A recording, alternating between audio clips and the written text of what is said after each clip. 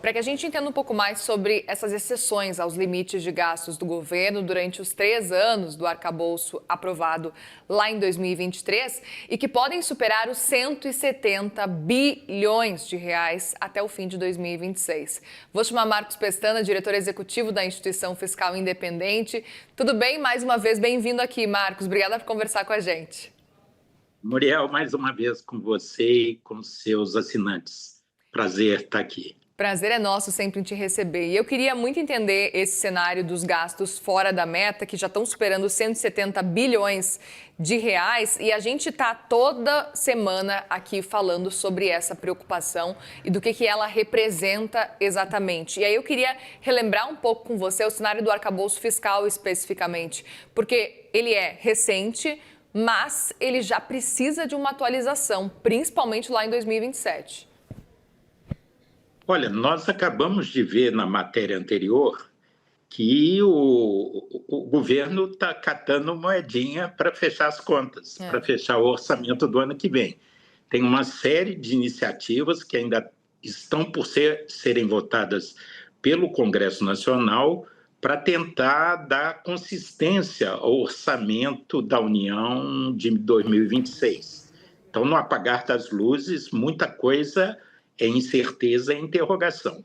É um orçamento muito apertado, amarrado, ele tem pouca flexibilidade, é um dos orçamentos mais rígidos de todo o mundo. E aí, quando você tem metas fiscais, um arcabouço fiscal, em qualquer país do mundo, na União Europeia, nos Estados Unidos, em qualquer lugar onde você tenha regras fiscais, elas têm dois objetivos fundamentais: disciplinar a despesa de tal ritmo para que elas não tenham uma expansão desordenada e pressionem a dívida, que o governo não gaste mais do que tem, e, por outro lado, ancorar a expectativa daqueles que tomam decisão, e tomam decisão analisando cenários futuros.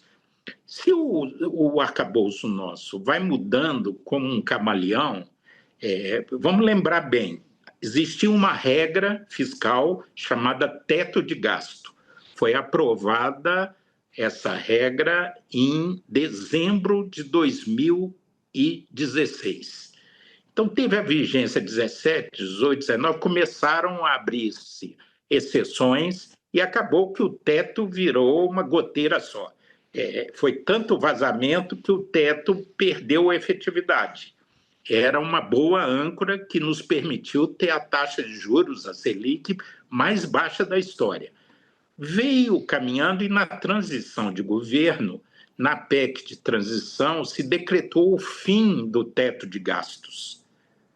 E aí ficou previsto que durante 2023, o primeiro ano do atual governo, se aprovaria uma nova regra do jogo.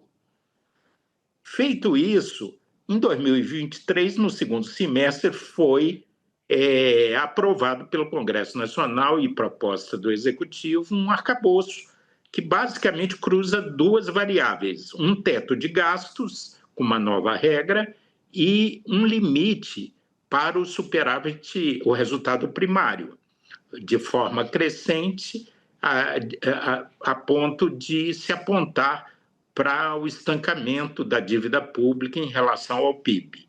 No entanto, em 2023 foi aprovado, já em 2024 mudaram-se as metas. Então já houve uma mudança rebaixando os objetivos da política fiscal. Em 2025 foi aprovada uma emenda constitucional tirando os precatórios do cálculo do teto de gastos e do resultado primário, e a partir daí, onde passa boi, passa boiada, a gente costuma falar em Minas Gerais. Você começou a criar uma série de exceções, despesas com a Defesa Nacional, com as Forças Armadas, agora um deltazinho das despesas de educação e saúde, e tantas outras que foram excepcionalizadas. Então, o arcabouço perde força, cria esse volume que você mencionou de despesas excepcionalizadas e na verdade, os investidores, aqueles que precisam avaliar a saúde fiscal do governo brasileiro para ver se investem ou não em títulos do Tesouro Nacional, eles param de prestar atenção no resultado das metas e passam a prestar atenção na curva da dívida pública.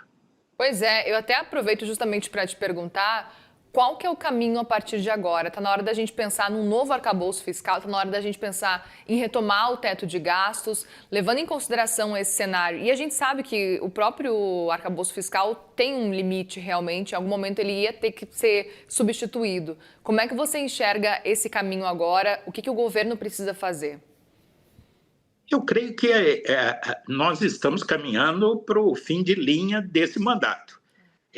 Como ficou muito bem registrado, né, o cofrinho precisa aí ser cheio, dar a consistência necessária, o mínimo equilíbrio ao orçamento do ano que vem. Mas em ano eleitoral, nada de espetacular acontece historicamente, não é esse ou aquele governo, mas em ano eleitoral você não faz ajuste fiscal, você não faz contenção de despesas. A situação já é muito apertada e eu acho que durante 26 trata-se apenas de perseguir esse ajuste raso com essas regras, porque não é só a excepcionalização de despesas, essas várias despesas que nós citamos, mas é também a decisão tomada pelo Congresso por proposta do Executivo de mirar a meta na sua tolerância inferior. Por paralelismo, a gente vê o arcabouço foi inspirado no sistema de metas inflacionárias. A gente não vê a direção do Banco Central falando que está perseguindo o 4,5, que é a meta a banda de tolerância. A gente sempre vê o Banco Central se posicionando, as atas do Copom, ele perseguindo a meta, que é 3% de inflação anual. Ele não fica mirando 4,5. Já no campo fiscal, que o arcabouço foi inspirado na dinâmica que está submetido o Banco Central. No entanto, o governo se empenhou, houve aquela polêmica envolvendo o Tribunal de Contas da União e, na verdade, o governo conquistou e colocou na LDO que ele pode, sim, mirar a base inferior do sistema de meta fiscal. Então, na verdade, vamos falar as coisas claramente, houve um rebaixamento de metas. A meta ano que vem era 0,25 de superávit, ou seja, desde 2014 nós estamos no vermelho. Temos déficits primários. Seria o primeiro ano que teríamos um superávit de 0,25. No entanto, como ficou orquestrado e sancionado e legitimado que vamos perseguir o limite inferior, vai ser zero, nem vermelho, nem azul, vai ser 0 a 0, nem resultado positivo, nem resultado negativo em termos de primário fiscal. E isso, certamente, não é a trajetória desejável, e eu creio que esse problema de um arranjo mais estrutural, de uma readequação de da nossa política fiscal está endereçada para 2027, com um novo governo legitimado pelas urnas, porque mudança profunda, reforma mais radical, você faz em início de governo, não é em final de governo, e, portanto, 2026, em termos de transformação do cenário fiscal, não dá para fazer grandes apostas nisso, vai ser um ano de gestão de caixa, de tentar realizar o orçamento, por isso, no final do ano, agora, nesse apagar das luzes, está se perseguindo os projetos que foram mencionados na matéria anterior, no Senado e na Câmara, de tributação das bets, das fintechs e de redução dos incentivos fiscais, dos benefícios fiscais, das despesas tributárias, assim chamadas. Vai ser isso, e aí durante o 26 não vai ter nenhuma proposta mais radical, deixando a equação mais definitiva, mais ousada, mais ambiciosa da questão fiscal para 2027 no novo governo. Perfeito. E aí queria até entender o quanto que na sua avaliação vai ser importante neste fim do ano que vem cumprir a meta que nesse momento então o governo colocou, que é de superávit para o ano que vem, porque a gente fala muito por aqui, se não cumprir a meta vai perder credibilidade. A gente vai estar durante um ano eleitoral, talvez lá por outubro, diante do que a gente vai estar acompanhando, pode ser que não seja possível cumprir essa meta, pode ser que a discussão que a gente possa estar conversando no ano que vem, seja a possibilidade de talvez mudar a meta. Como a gente já aconteceu, no fim das contas, não precisou mudar, mas essa discussão ela existe. O quanto que isso poderia prejudicar uma eleição, levando em consideração que talvez isso não ressoe tanto, por exemplo, na população como um todo. E as pessoas não vão entender, olha, estamos com um problema porque não foi cumprida a meta que o governo estabeleceu. Então, queria entender o quanto que, na sua avaliação, isso pode realmente incomodar o governo que tenta se reeleger no ano que vem, caso não seja possível cumprir uma meta e levando em consideração que é um ano eleitoral e a gente sabe que os gastos naturalmente aumentam e a gente imagina que vai ser um esforço muito grande por parte do próprio Haddad, o ministro, isso se ele não sair para concorrer, enfim, mas um esforço muito grande justamente para tentar arrecadar mais, porque cortar gastos a gente sabe que vai ser muito difícil. E a meta já está bastante desidratada. São tantas excepcionalizações e uma sinalização clara que vai se perseguir o limite inferior da banda de tolerância. Então, já é um plano que mira um patamar muito raso de ajuste de equilíbrio fiscal. A maioria absoluta da população não tem uma percepção direta, porque o desequilíbrio fiscal afeta a inflação, a taxa de juros e o desempenho da economia de uma forma indireta.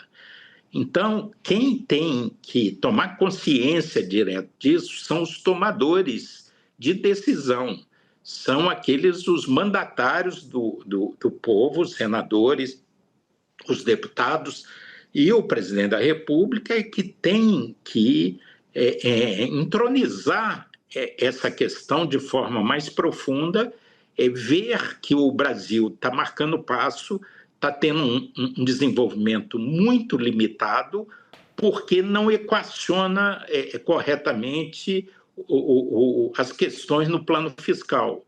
Então, eu acho que o sistema de metas fiscais previsto no arcabouço, esse sistema já está tão desidratado que eu não acredito que o governo vai correr risco de não cumprir o que está previsto na banda inferior, que é o 0 a 0.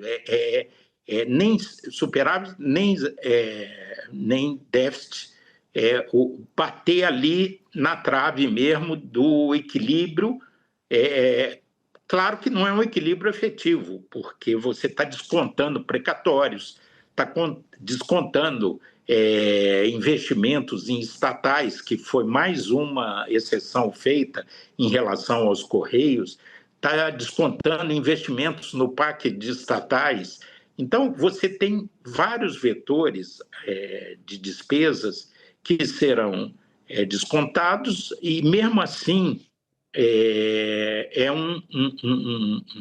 um quadro que o governo ainda depende da aprovação desses últimos projetos de lei, porque, como foi dito aí na matéria anterior, tem aí pelo menos uns 30 bilhões do orçamento do ano que vem que ainda não estão seguros, dependem dessas decisões finais ainda nesses últimos dias de dezembro de funcionamento do Congresso para que o equilíbrio seja alcançado.